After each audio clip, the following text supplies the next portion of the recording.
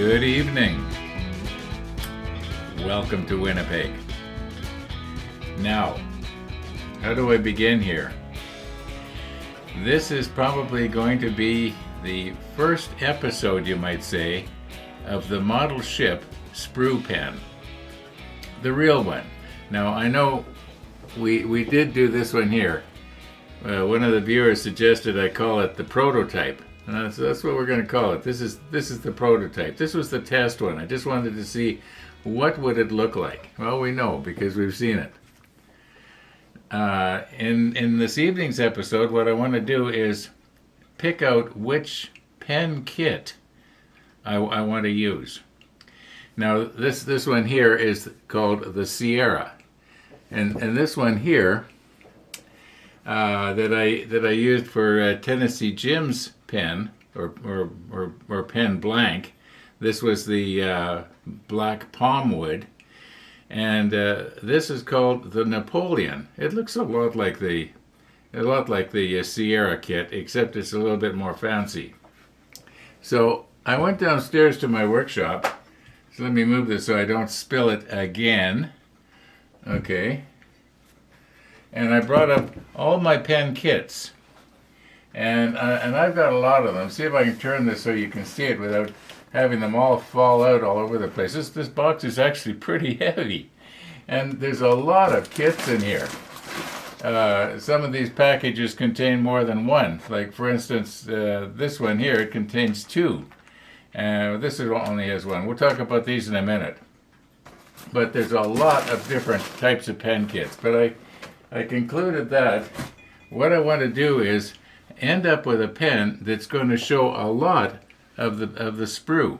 Okay, so I want it to be like a double, have a double blank. So at first I was thinking of the what's called the cigar pen. It's sort of a fat pen, and they call it the cigar pen. There's a lot of girth to it. And then when I was perusing through my box, I found the Ultra cigar, which is the same size, except it's a little bit fancier. And then I remembered, hey, back by my computer, one of my very first good pens was this kit. And I've still got it. It's this one right here.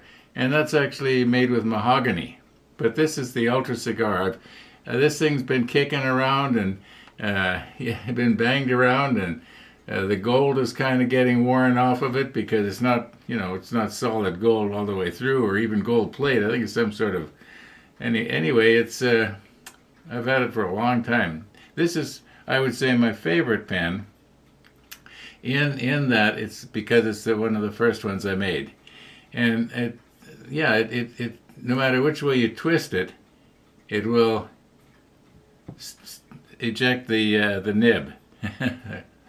This is a ballpoint pen. It's not a fountain pen, of course.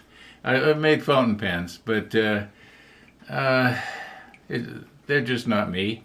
Anyway, we got this one. So I think what I'm going to do is I'm going to be using this kit right here, and we'll be turning this hardware to look like that.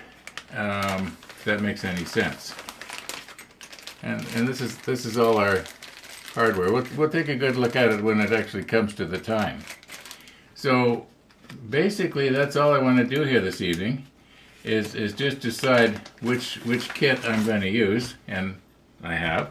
So this can go back in the box.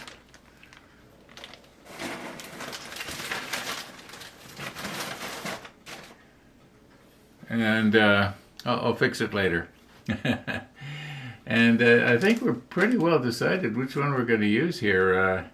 Well, maybe I will open it up and I'll just show it to you, because that's about all we're going to do this evening. I'm kind of a little bit on the tired side, and I don't want to really get into anything, because the next major thing we got to do is clean up our sprue pieces. If you remember when we did this one here, we had what I called a blowout. And I think it's possible, and I don't know this for sure, but it's possible that little piece that came loose from the acrylic may have had mold release on it. So I want to wash all of these really good. I'm going to use hot soapy water and my ultrasonic cleaner, and then rinse them in plain water, and then rinse them again in isopropyl alcohol, and really do it good so that I know that I've done my best to keep the parts from flying out of the acrylic when it's spinning. Okay, let's recompose and just have a nice quick look at this.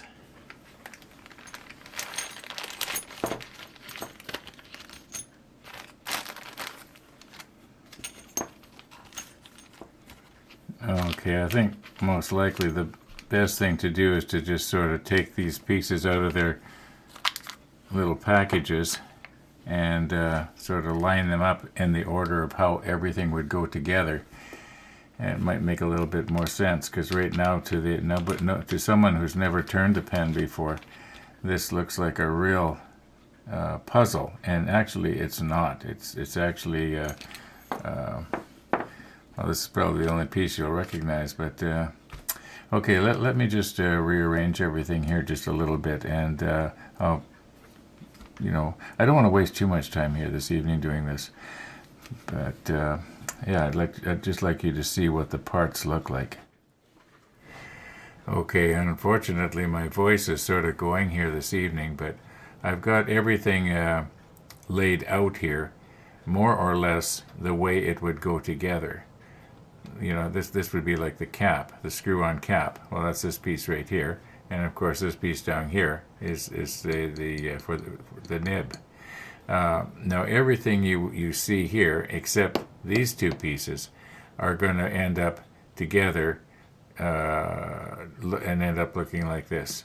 Now these ones here, this is oak. I had prepared these years ago. I thought maybe I might want to make an oak cigar pen, and it would actually look quite nice. But we're not doing oak. We're doing the model ship Sprue Pen. So we're not going to be using those, but we will be using these brass tubes. Now what was I going to say here? And I forgot. I think this came off of here. That's our little protector cap.